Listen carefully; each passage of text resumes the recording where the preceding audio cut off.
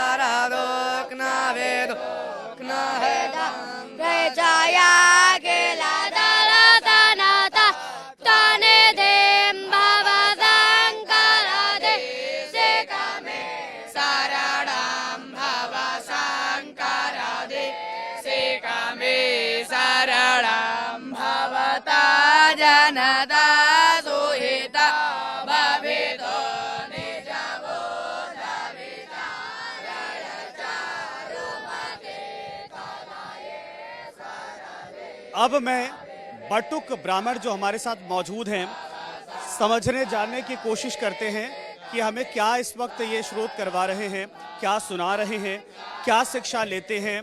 और यहाँ हर जगह इन छोटे छोटे मासूम बटुक ब्राह्मणों की आवाज सुनाई दे रही है। कैसी तैयारी और कब से ये सब चल रहा है?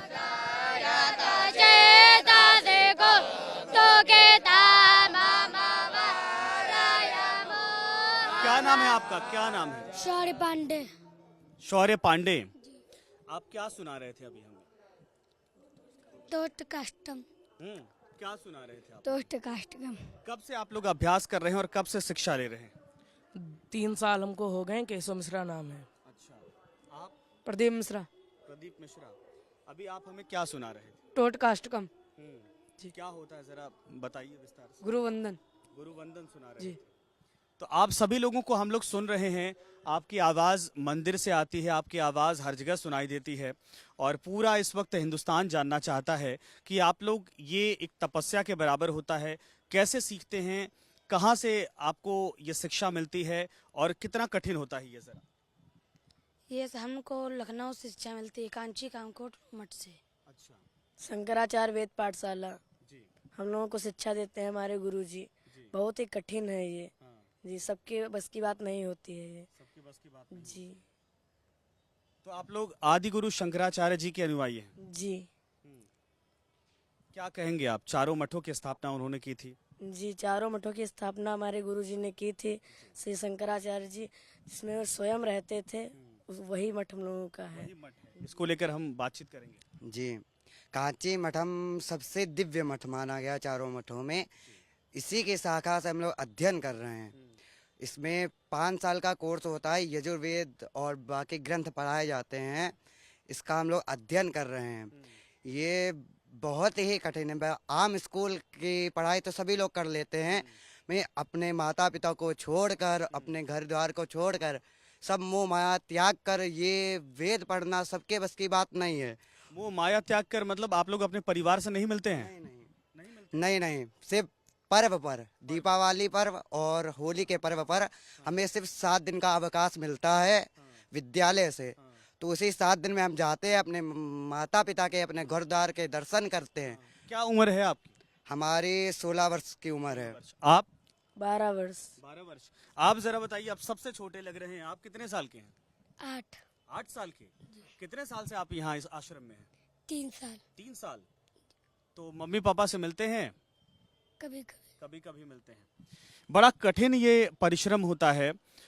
ये बच्चे, घर परिवार, एक तरह से कहिए कि संन्यास का जीवन होता है, और उसके बाद यजुर्वेद का अध्ययन होता है। जरा समझाइए इन बच्चों की तपस्या कितनी कठिन है? सनातन धर्म को आगे अग्रसर करने के लिए। पहले मैं चाहूंगा कि आप अपना परिचय बता दीजिए। जी, मेरा नाम विभूति तिवारी है और गुरुकुल में आचार्य हैं। श्री गुरुकुल हमारा लखनऊ में है, लक्ष्मणपुरी क्षेत्र में स्थित है। जब चंद्रिका मार्ग जाने लगे, श्री कांची कामकोटि वेद पाठशाला। गुरुजी हमारे श्री एस जी स्वामीनाथन जी गुरुदेव हैं, उनको प्रणाम करते हैं हम सब लोग। और जो हम वंदन कर रहे थे, श्री आदि शंकराचार्य जी गुरु भगवान का वंदन कर रहे थे। श्री जैन सरस्वती जी गुरु भगवान का वंदन कर रहे थे। विजय सरस्वती जी गुरु भगवान का वंदना हम लोग कर रहे थे। तो सनातन धर्म को अग्रसर करने के लिए हम लोगों ने हिंदू राष्ट्र बनाने के लिए, हिंदू धर्म को अग्रसर करने के लिए हम लोग सनातन की शिक्षा लेते हैं। इस शिक्षा से संस्कार भी मिलते हैं और ज्ञान भी प्राप्त होता है। आप मेरा नाम दीपक कुमार शुक्ला है।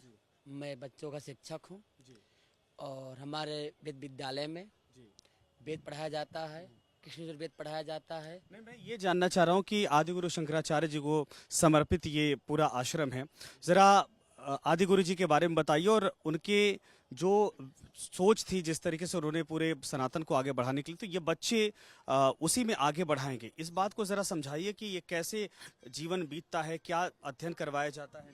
देखिए, आपने हिंदू समाज में एक होता है शैव, एक होता है रामानुज स्वामी संप्रदाय होता है, और हमारे बौद्ध धर्म वाले ने हमारे सनातन धर्मी को सब नीचे कर दिए थे। जब हमारे आदिगुरु शंकराचार्य जी ने अपना अवतार लिया है, तभी हमारे सनातन धर्म बच पाया है। आज बच पाया, बिल्कुल सही। तो बचना बहुत मुश्किल है।